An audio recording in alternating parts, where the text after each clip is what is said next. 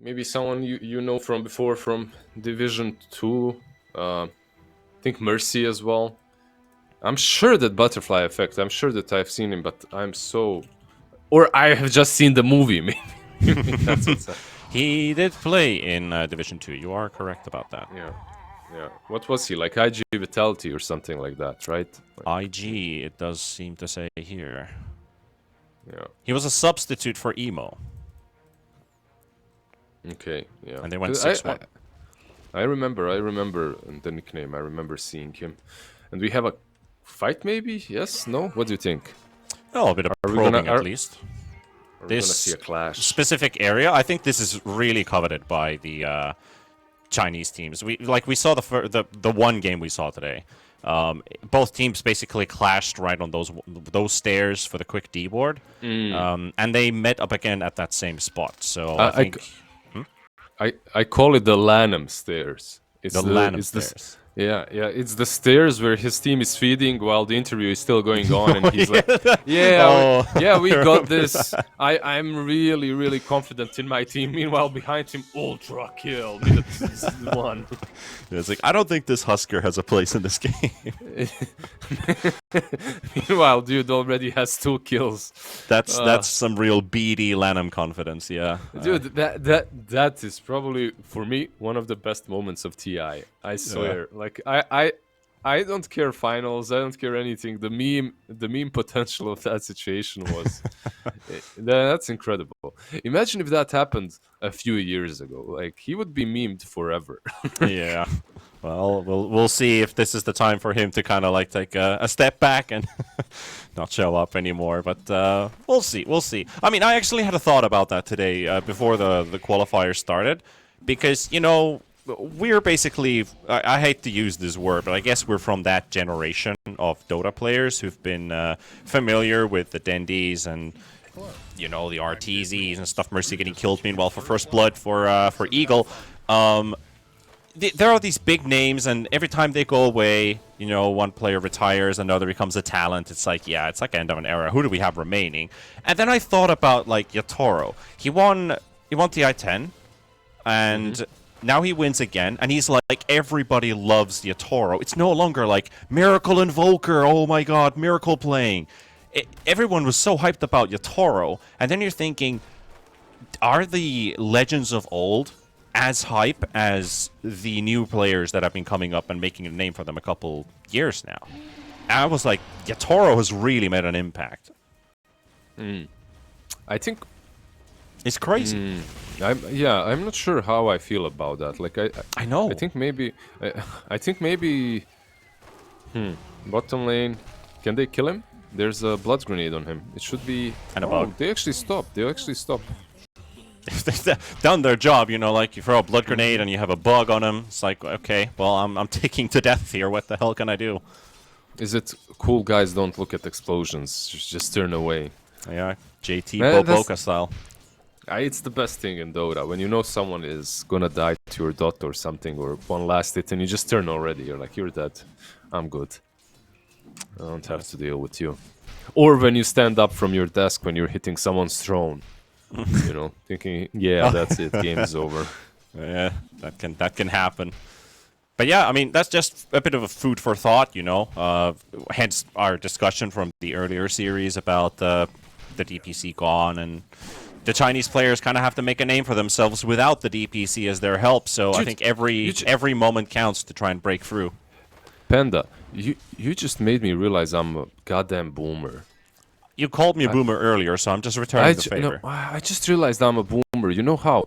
When you have these old sports fans, like some baseball fan, football, and they're telling you, this Messi is good, but if you remember Pele was God. I'm like that, dude. I just realized I'm literally that guy. Oh, nothing to say. Getting pushed under the tower with the skewer. For a nice kill for Butterfly Effect. He's going to be happy to pick that one up. But I absolutely agree with you. And talking about like a quick example, Finnish ice hockey culture. Holy damn, I can never... I mean, not even just me, but I think the whole nation is kind of bored of the we won the World Championship in ice hockey in 1995. the first time we actually got like a really bright medal, we won the whole thing. The whole nation just erupted, and everything was crazy. And people remind you 20 years after, yeah, we won the ice hockey championship 20 years ago, and yeah. Yeah. Some stories when they happen, you remember them for the rest of your lives. Yeah, yeah. TZ. RTZ? TZ, yeah. TZ yeah. are fine. He lost his R. He's he's just down bottom. I love how it's BBTZ. Yeah. There was PP before as well, right? Yep. The mid laner. Mm-hmm. Yeah. And? No, nothing. I'm just saying. There's a lot of these players with funny acronyms or whatnot. Oh man, like, BK. I think one of the best parts was last year's DPC, watching Southeast Asia and Cap casting Cox. I mean, what's funny about that? It's just a normal name. It's just for a normal great nickname. Meanwhile, TZ will lose his life in the bottom lane, and they might lose another, as Faceless Void is slowly getting trapped around a hostile opponent. So Mercy does come in with a disruption, looking for a kill on the Wraith King, but he does not have the damage, and he's just TP to his own death. JT will take a double for this offlane Wraith King, and nothing to say. Low on HP, but potentially could still throw in a charge because it is a 3v1. You got Muerta teleporting in. TZ is here. They south up on the Wraith King. And nothing to say. He's going back and forth, back and forth. He doesn't know where to go, and he's still going back and forth. Now he's finally charging in, and onto TZ they go. They've dropped the Faceless Void low enough, and here comes the Big Bad Moo, and he charges straight into the Muerta. Muerta dropping the calling as well. So that it's a 4 versus 1 scenario, and they still can't go, but they're gonna go again, and attempt number 4 pays off, and that's 1 kill. Can they get the second as the Muerta right under the T1 tower? You got 64 right-click damage and a tower worth of 90, forcing them away. Skeletons have been spawned as well, and nothing to say finally closes in for the charge. Boboka gets the kill, and this situation leads into a lost tower as well. So, mission complete in the end. Yeah, pretty much butterfly effect on his mag. He starts TPing in the moment he cancels the TP. It's a rough one. Like, if you TP there, you're missing CS on mid, and they're probably just gonna back out. But if you don't TP, your team is dead. And they are setting up in mid. Well, nothing to say. Was charging it at the same time. They're gonna use the RP onto Boboka, and they have got the damage for it as he pops a DD rune for an extra big punch. Yeah, by the way, speaking of mid lane and this Magnus, nothing to say, he's not a big bad cow. He's like a calf, I don't know what he is. He got slaughtered on the mid lane. Like 24 CS versus 48 on Mag. Level 5 versus difference. 2 levels as well. Like 2 levels, 1700 net worth difference. Getting killed as well by the Magnus once. Yeah, that is a massive difference. Did you just call him Mangus? Mangus? You just called him Mangus. He's Mangus from now on for me as well. The mango tree is back. But it's a hero. It's a Mangus. You remember in The Lion King when you have the boar and then you have the Timon and Pumbaa, right? Yeah. What is Timon? Is he like what animal is he? Goddamn, wait. There's like a mongoose, right? Yeah. Yeah, we call it mangusti. So that's why. Maybe Butterfly Effect is just a mongoose. Probably. The hero doesn't look that way, but sure, why not? I'll go with that. Yeah, we're at the early morning hours. Welcome everybody. We're watching the Chinese closed qualifiers. I love you always have a segue. Man, it's not a segue. I wasn't praising your segue, Mr. Mangoose. I was saying there's always an excuse when you're casting this early on. It's like, yeah, it's 4 a.m. guys.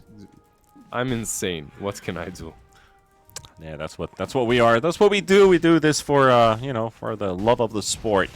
And some people also love their Midases. I spy 3 Midases being prepared. Wraith King. What about the charge? Spirit Breaker and Faceless Void? Nah, that's not going to be nearly enough.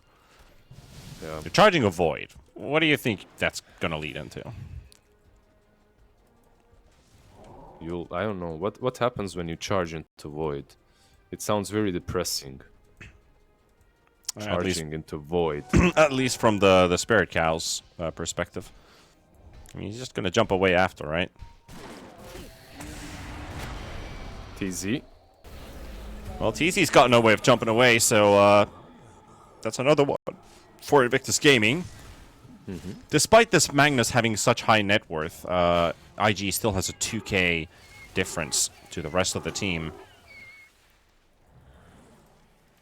Yeah, like Mangus is the only one having a good time, I guess, right? Like Wraith King is having way too good of a lane. He's completed his Midas 9 minutes in, phase boots Midas.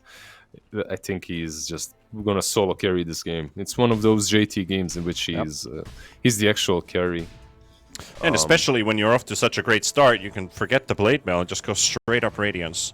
I mean, Radiance Wraith King in the offlane is the build most of the time. But if you don't have the best lane, or you already know you have a rough matchup, or you have to rotate early on from the lane to farm somewhere else if you feel like you're under threat of being killed, you might opt to go for like Blade Mail, Armlet, and look for another route back into the game. But since you're this far ahead with your Midas ready, damn, that's going to be a very early Radiance.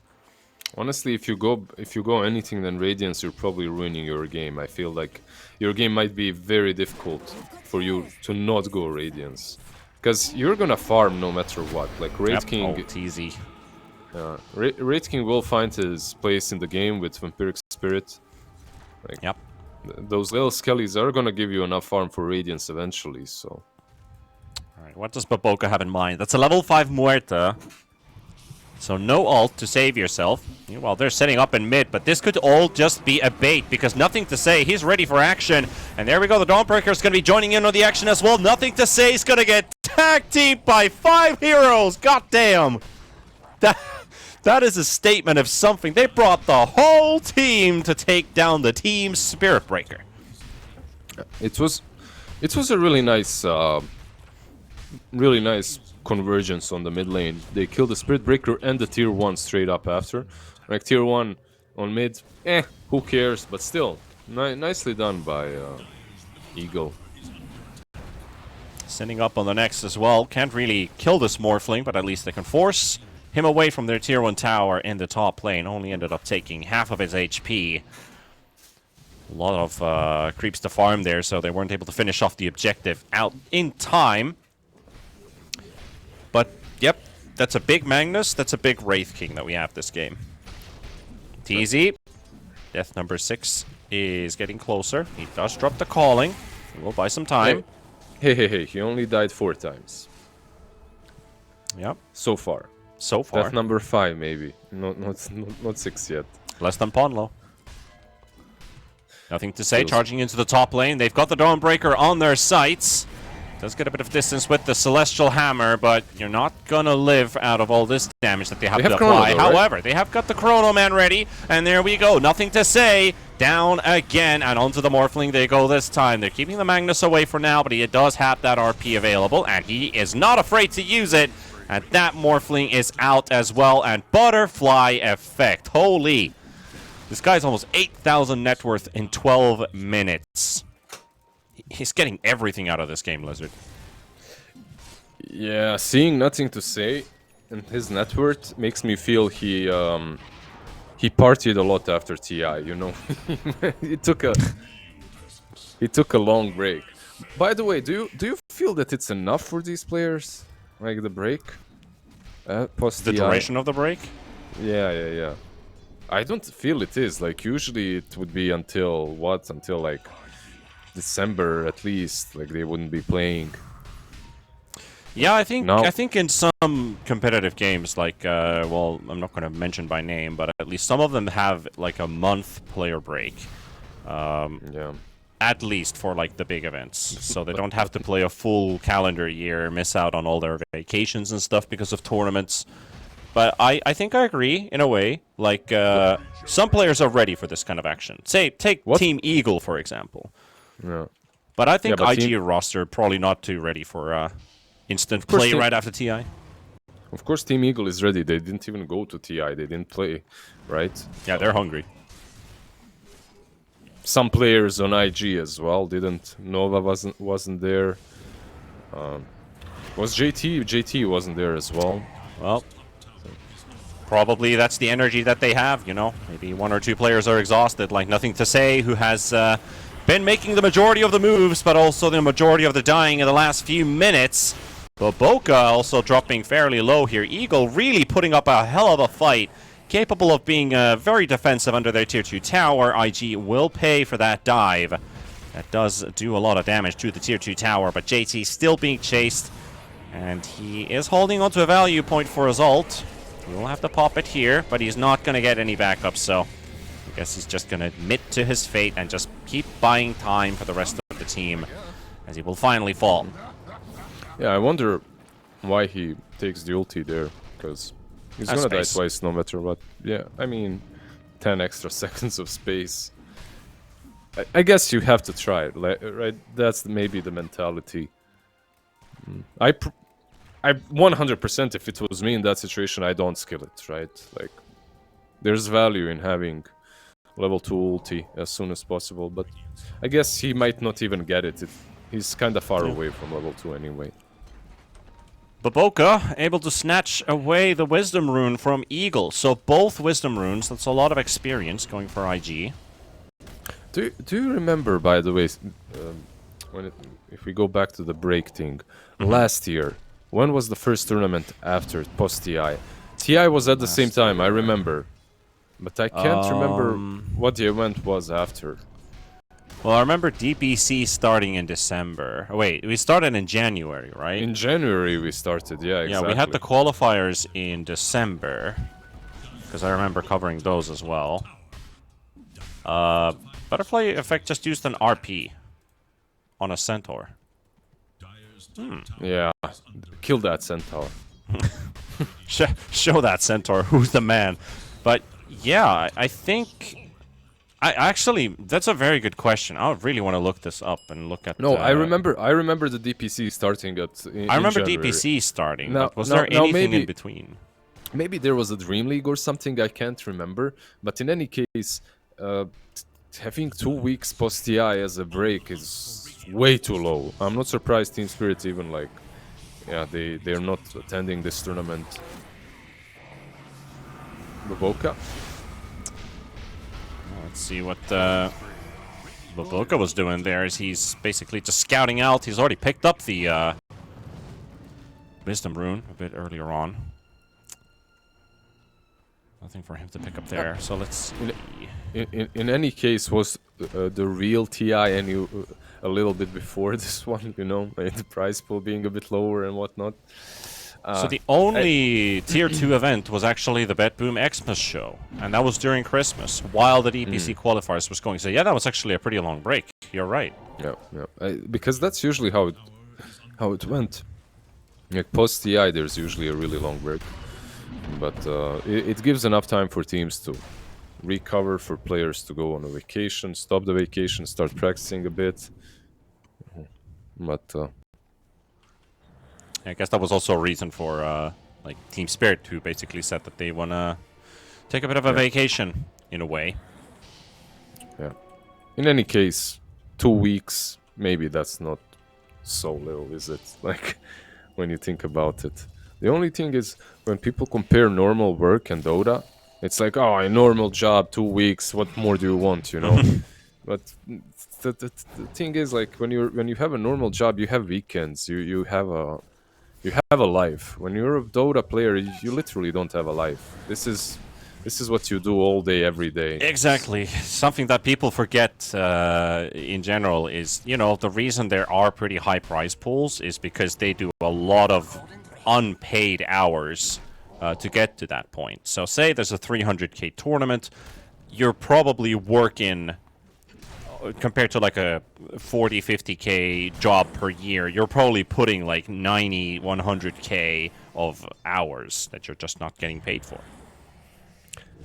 I don't know if I would justify the amount of money players are being paid in any sport or in Dota, but for sure there are some lives lost, you know.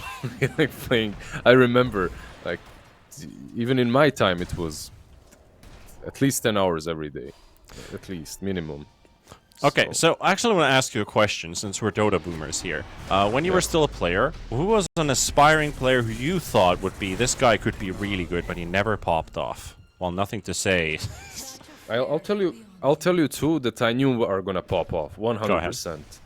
Like, and one that I thought wouldn't but did. Like, the first one that I knew is gonna pop off was Nisha. Like, he was playing in some Polish stacks or something like that versus me all the time, and the guy was just destroying us no matter how we draft, no matter what he picks. A second one was 33. It's like, even when I think I had some stack with him, we played together in a team, and he would play his position, and while he's playing he would tell me something about my skill build or item build, like that I'm doing wrong, and I'd be like, leave me alone, I want to play the game. Stop nerding out, you know. One guy I didn't think is gonna be big is Thompson, like when I played against him, and then he proved to be like bigger than anyone else. Like, yeah. But I only saw him briefly when he was starting up, so maybe that's why. Yeah. There was just basically a small skirmish going on there. Well, nothing to say, died earlier on, just a support for support as they were diving into the tier 2 tower yet again. Almost the moment they were almost catching the Morphling would have been spicy. But going back to like talking about players, especially about like Thompson and Nisha, when Thompson, he's been playing for a very long time, right? He spam Invoker and stuff like that back in the day, still in the Dota2, the earlier client before Reborn. And I remember Nisha, he played with like Wisla Krakow, and there was another Polish stack. Was it Team Kingwin? Yes. That's probably the one with like LSH and Exotic Deer, those guys? Yeah, it was his brother, I think, in that team or something like that. Can't remember. Yeah, I remember those days. One guy like that I thought was gonna make it but didn't. I don't know why. Is this? I can't remember if he's Arabic. Where is he's from the Middle East? I feel like his nickname Egyptian was carry player. No, Hook. Area Hook. 1, 2, 3, 4. He played mid. Oh, he played mid. Okay. Yeah, not the Egyptian carry, not that guy. Yeah, Area 1, 2, 3, 4, I remember back from 2018. I was like, man, he plays a pretty mean gyrocopter. But then I never saw him again. Meanwhile, we're watching the Dawnbreaker getting pummeled. And that's a clean execution there from IG. This time they have Monet, who is pretty strong with that Aegis in his inventory. Also an extra greater healing lotus, or great healing lotus. To segue that into this game, there's an Aegis. It's a hard defense, but maybe this upcoming mid lane player from IG Vitality, Mangus, can do it. But gotta keep your eyes open for that Mangus and see if you can make some big plays, because he has been doing them so far. 5-0-1, and still topping the net worth. So this Magnus really did turn into be the carry for almost the rest of the game. Faceless Void can then pick off where Mangus left the job. They can just carry on doing the rest. Yeah, he really is, and the itemization is pretty solid into the Spirit Breaker too. He brought the Lincolns, so it's gonna help out. It will help him or Faceless Void out, right? Like you can use that to stop a couple of these charges. Yeah, I also really like the Lincoln's build up, mainly because there's not a lot of single target stun on the side of IG. So if he's able to take away at least one of them, say he's already popped Lincolns before in a fight, he gets like Netherstruck, for example. If Spurrier gets his ulti on him, pops Lincolns, you have a chance to jump away again. Yep. And you're buying one on Faceless Void too. Now, I'm not sure if this is an overkill. Like, you are playing into a Spirit Breaker. I've seen teams buy Lincoln Spheres recently and just fall off. but maybe it's the play. Let's see. Maybe it is, but it is JT's the on. Faceless Void who is going to be caught first, but it's also a very difficult target for them to jump on. So they're just going to let him be. Why doesn't he pop the Lincolns there? JT, that is. Like, if he pops the Lincolns, you can charge him after, but... Yeah, they felt like that wasn't the play. Could be. Also, he was probably outside of cast range. I mean, Wraithfire Blast isn't the longest. Stun range. That Harpoon does not connect. I think it grabbed a creep. There was a range creep in between, so a bit unlucky there. Butterfly effect. He's got another attempt in 3 seconds. Harpoon still on cooldown for 6, so he needs to get close enough for the skewer play. Almost in range from Monet. They're a bit spread it out right now. The Weaver teleporting away. Got him. And there we go. The moment the Weaver left, Morphling is in trouble. Monet going to be dropping the Aegis. That's his first life gone. But remember, there's no Dawnbreaker who could ulti in, but there's no Weaver who's still trying to Shikuchi his way back to the team. And that is a free Aegis taken away by Eagle. And there goes Dawnbreaker, actually. They do get the charge to connect onto him as they spotted him in the middle. And that BKB won't do anything. And the Chrono will be used at the same time. Monet going to go down. They lost the Morphling. Eagle find a way to answer back to IG. They might have traded away the Dawnbreaker, but Monet was still sitting there farming. And Morphling losing his life. That's ouch. JT gotta stay hidden. He's toggled his Radiance off. Won't be able to find him. He's able to keep TP out. No, you need to... You seriously need to start tipping this Magnus. He's soloing the game at this point. I was worried for them when it comes to this Lincoln Sphere that they won't be able to... dish out enough damage, but with Empower, even the Lincoln Sphere makes enough sense. The Spirit Breaker is completely sacked. Like, there's not a lot that he can do in these fights. Also, all that aside, IG are uncharacteristically making some blunders, like showing yourself on the other side of the map, leaving your Morphling all alone, TPing away while he's still hitting the tower. He gets caught twice, of course he will. He's alone, so it's not something you expect to see from them. Once Faceless Void gets this Skadi, it becomes much easier to take down the Morphling. Yeah, we're going to start to see the effects of these 4 Lincolns that have been lined up for the team. Void having one, Magnus already has it. Muerta had it lined up some time ago, but has now changed it probably to something else. And Dawnbreaker also has the Lincolns coming up. Meanwhile, not often do you get to see this. 26 minutes in, Shadow Demon, pause 5. Sorry, this is actually technically pause 4 with the Muerta in the safe lane. They just lost the Faceless Void out of nowhere. So I guess both carry players having a bit of blunders. Nothing to say, charging in onto the SD. Baboka only able to get a bit of extra poke with that Orchid Silence.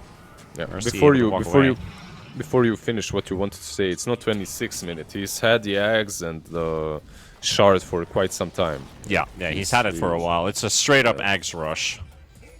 It's a pretty good Ags game. Like, usually on Shadow Demon, if you're a support, this is what you want to see. Maybe an Aetherlance here and there as well, but all you need is a Shard and the Ags. That's why the hero is usually picked. Yeah, there's a reason for the first phase Shadow Demon answer on the Spirit Breaker. Exactly for that reason.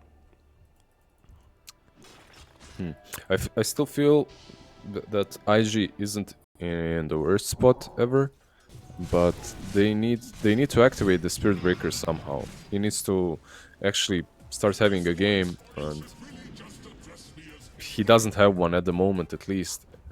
Does it get easier? I don't think it does. Like, Faceless Void is the ultimate carry later on. It works. It works if you're not the only one carrying the game. So, at least the last games that I've seen in a while, where you have like a Spirit Breaker in your team, when he scales in, he scales hard. But you need to have your team up to par. And the positive side for IG is that net worth lead that they have going their way, because their Wraith King has a good game, so he's not alone. He has that partner. And then, of course, the Morphling that is going to be kicking in a couple minutes to really bring some extra punch. There's Weaver too. Don't forget Baboka on position 4. Like I've seen this guy carry games off of 4 Weaver Yep. like a bazillion times. So I does he do have like the the best position game? they're in, and how that Spirit Breaker does still get back into this game because he's not alone to carry this game. I kind of agree with you. Like there's a lot of ways they can win if they outplay. But if this game was, if I could pick a team to play right now, I'd probably choose Radiant, even with a 5k deficit. Yeah, you got a Faceless Void in the team. It's a safe bet always. Like the game is going far in. You've got one of the best spells in the game. You've got RP, and of course the Faceless Void. That is a big nuisance to deal with. By the way, we said 4 carries, Enchantress is the 5th. Like X-Nova with the Pike, like he's gonna be just as strong. So overall, like this game, you have the Chrono, you have RP, but what happens if you miss something? Like if they catch you out of position? Because that Linken's, it's gonna work only so many times. They're gonna coordinate very well and catch one of these heroes out, so... it isn't that simple for Eagles. They need to make use of these smokes. Wasn't the Eagles like a soft rock band back in the 70s? Yeah, of course it was. 60s? They had what did they have? Is Hotel California theirs? It isn't, is it? I don't think that one is. That's Beach Boys, right? No, it's Eagles. I was right. Oh, it is. It is Eagles, right? Wait, what did Beach Boys do? Oh yeah, Surfing USA. Yeah, that's the one. Yeah, that was the Surf Rock. Never mind. Enough about Surf Rock. IG smoking up with 4 towards the bottom half of the map, and the same idea is also with Eagles. Or the Eagles, as they've scouted Roche's home. Age is there, Cheese is there as well. They're setting themselves up for the smoke. But do they know which direction they're coming from? Because IG is coming from behind, and I really like this move. But it's Butterfly Effect on the high ground. Sees JT. Ward is also there. Blinks out for the quick dodge, and there goes your first Lincolns. The charge is connected onto the Faceless Void. But nothing to say. Cannot connect that charge. Still, these skeletons keeping vision. You can put JT in front, but it's hard to follow up with anything else. They don't want to Chrono or RP JT, but JT has no follow-up. So. Oh, there we go. The Lincoln's pop. He pops the Manta as well. Gets a jump away. TZ. Throwing in the Roar of Atos. Going to get hit by the Wraith King stun. He also slaps for a lot of damage. Pops the Fear. Pierce the Veil instantly. And Butterfly Effect. He does get a really long-range harpoon, but Baboka able to use the ulti to get back away. Meanwhile, they go the Wraith King trying to get in. Nothing to say. Going in for the charge, hitting onto the Faceless Void. Mercy down to half HP. TZ almost dead. JT, he will lose his first life, but he's going to be coming back. And there's X-Nova. You talked about the real carry of the game. Might be able to do enough work. They've got a nice charge to kill off 2. There's the Chrono. Going to be landing on top of JT. JT's going to be losing his life. And a lot of connections, but look at that. The RP coming into action as well. And Monet trying to make a jump to chase this Faceless Void. But Butterfly Effect relentless with the chase. X-Nova getting controlled by the Dawnbreaker. And Monet versus the Faceless Void on the high ground. Who can win this one? The Fear coming out from the dead shot. And Butterfly Effect for the double kill. But Boca unable to do much here in this high ground position, and Butterfly Effect almost finishing him off by himself with the help of that sentry, and into the Roche pit they go. Nothing to say, disengages, and a win for the Eagles. And they used the 2 buybacks, right? Like they attempted to help out the Morphling, but they just couldn't do enough in that whole fight. The fight even started kinda badly for Eagles, I feel, because Magnus, he skewers Weaver, but he skewers him a bit too far. Like it goes through the calling, so he's not silenced, so he uses ulti and escapes. One perhaps mistake was morphing into Faceless Void a little bit too early, maybe, but it didn't really make much of a difference. Going too deep and all being in the same spot versus Faceless Void and versus Magnus, that's probably the worst thing. Really nicely done by the Eagles. Like they baited them where they wanted them to be, and then they casted their spells. Butterfly Effect once again, just this is a flawless game from him. Right? You really can't call out a single big mistake. Maybe RPing the Centaur, but besides that, like, he's been having a... This man wants to win. Like, he wants this game. He could definitely be the great equalizer in this series matchup. IG was probably thought to be the favorite coming into this one, but performances like this coming out from Butterfly Effect truly bringing this game into a more even balance. Or is it even balanced? Because that's a huge fight to win. You know, you secured the cheese. Usually Roche 1 is kind of irrelevant. I think 1 or 2 people mentioned during TI and a bit before TI that the first Roshan feels a bit meaningless in a way. But Roche 2 and Roche 3 are the ones that really matter, which you have to commit to. Yeah, like Roche 1 was... it's just one of those things that's really important for certain heroes that need to end or dominate the game very early on. Like, if you remember back in the day, like getting Roche 1 for, I don't know, Huskar, Ursa, something like that. Yep. Or a Luna when she's in this crazy Luna SD push. It feels like the game is over. But usually it's Roche 2, because you get Aegis Cheese. And with Aegis Cheese, it's basically 2 lives that you're getting. And you're hitting these peaks. Like, the timing is right, and you have enough items to actually win the games and push. So... yeah, like straight out of a TV show, you know, The Price is Right. Yeah, pretty much. But that also means that this game is going to continue to stretch out. Neither team has an advantage right now. So I think we actually have our first, you know, proper game out of the 2 games that we've had today, Lizard. But I'm really liking where we're going so far, because I was expecting IG to be, you know... They've already shown themselves. They've already proved themselves throughout these years. But Eagles, I think they were maybe a bit underestimated. Nobody really knows too much about them. You said they were Division 2 players. They're giving a hell of a show here in game number 1, and I'm loving it. Yeah, there's a charge down bottom, Dawnbreaker. They were able to do this the last time they caught the Dawnbreaker, but not now. However, SD buying time for everybody to regroup with the teleport. Wraith King's life number 1 forfeit. He does have the Aghanim, so he'd love to blink out, and he's able to do so. JT gets out, but Butterfly Effect is on his heels, and back you go. Harpoon to skewer, and everybody from the side of IG is like, yeah, we're not going to stay around.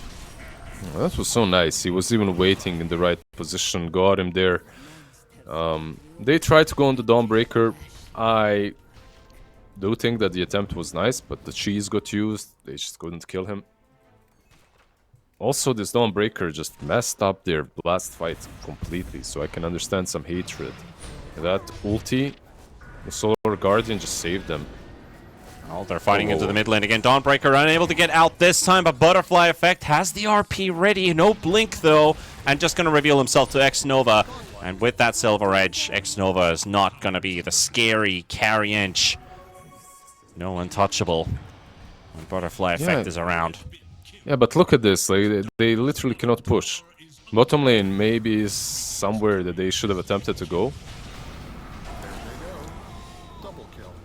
Well, that was maybe a bit ambitious from Baboka to stay around. I mean, they, like you said, the thing you do at this point is just cut waves. Make sure they're not going to get anything out of the map.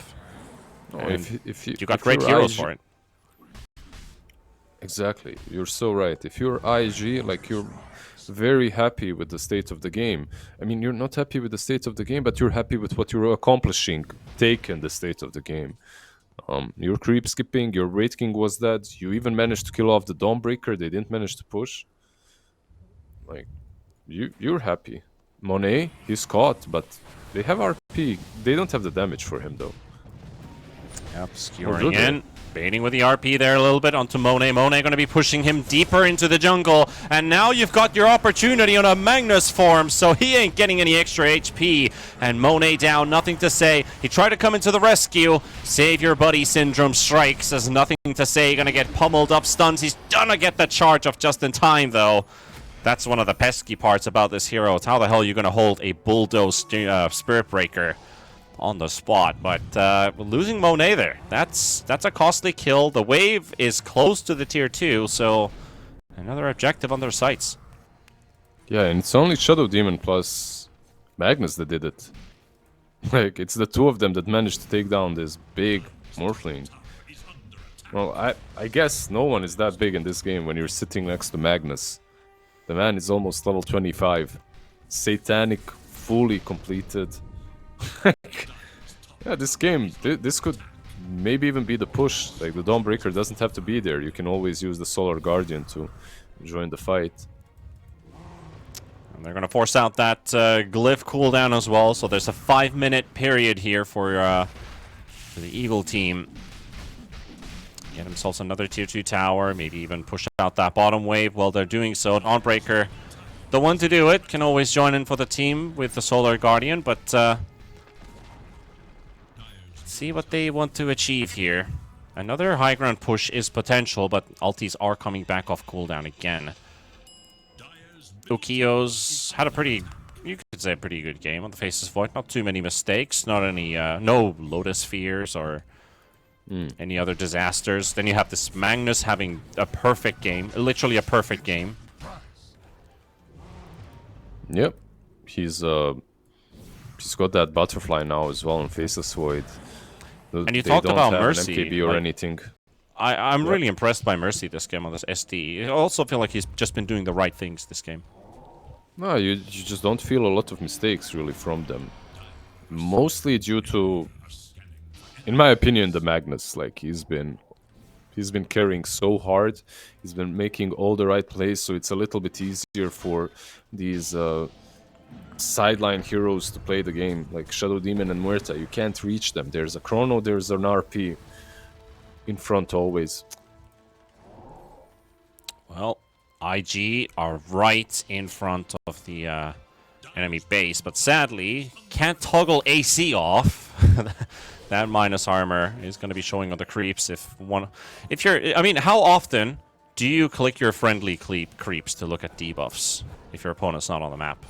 When do you realize to do that?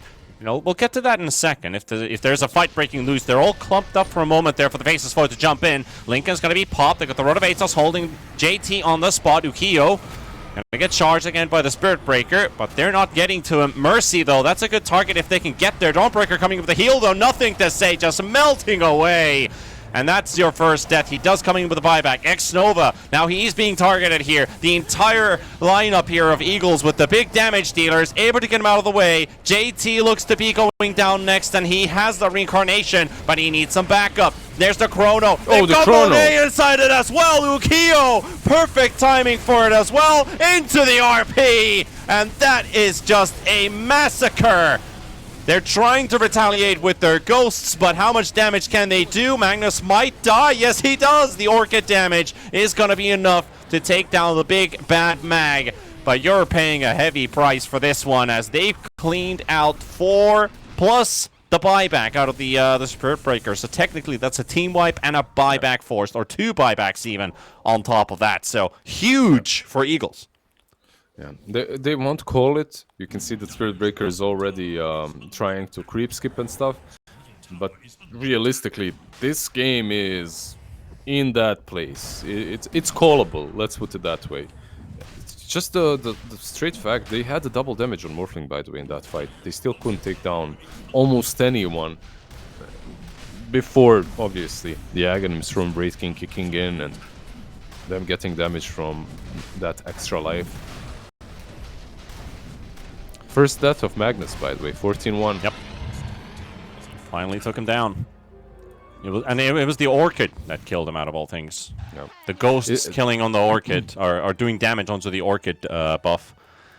You know, for Monet, that fight was also super unfortunate if you're looking at it, because if you're just watching him, he's sitting in his Silver Edge with double damage, and he's trying to wait for the right time to go in.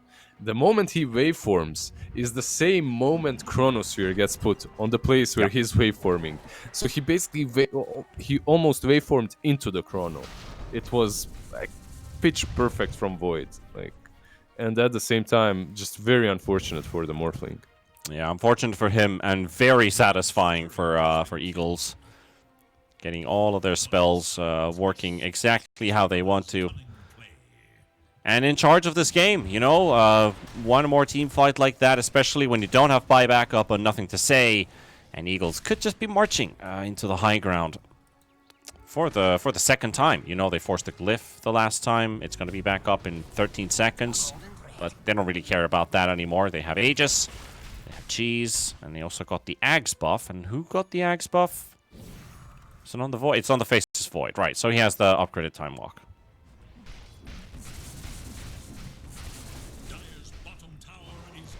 Lovely little time lock stun on all the targets around his jump area. Yeah, he reached this point in which he also has this refresher orb to work with, so... One of the best late game carries. Or yeah, maybe even the best. Probably the best, right? When you take in account what you can do in the game. Ultra late game. There goes your glyph. IG still spread it around the map, trying to cut waves as much as they can. And there are no creeps remaining, but look at the amount of damage that these two have. Maybe the second glyph might be enough to get backdoor protection up and running. So they could potentially even try to save that melee Rax. Oh, hell no. No, you're not getting the chance to save these at all. They just melt. They just melt away. Now backdoor is up, but it's too late. You can't really... You can't defend this. I feel like in order to maybe even be able to take the fight, it's possible always to outplay if you look at IG's team. Of course, they have like this 5 carry lineup, but they need more items. I feel like Weaver needs this nullifier that he's queuing up into. It could mean a lot, but realistically, it's a rough one. Yeah, you're gonna need like 4 to 5 items. So basically, your whole team needs a item pretty soon. Try and turn the tide for IG's advantage. Now there's a bit of a push going on in 2 separate areas. The top lane is being pushed in by IG in the mid lane. They're going for the throne here, and are they going to do the same as IG? Okay, throne, base race!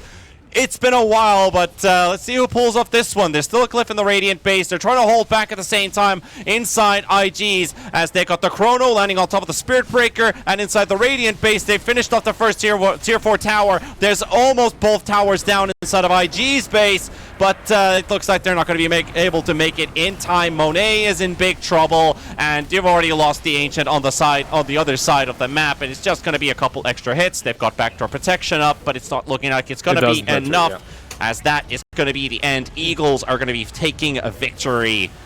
You know, a little bit of extra excitement. You knew what you were signing yourself up for there, Lizard, at the end.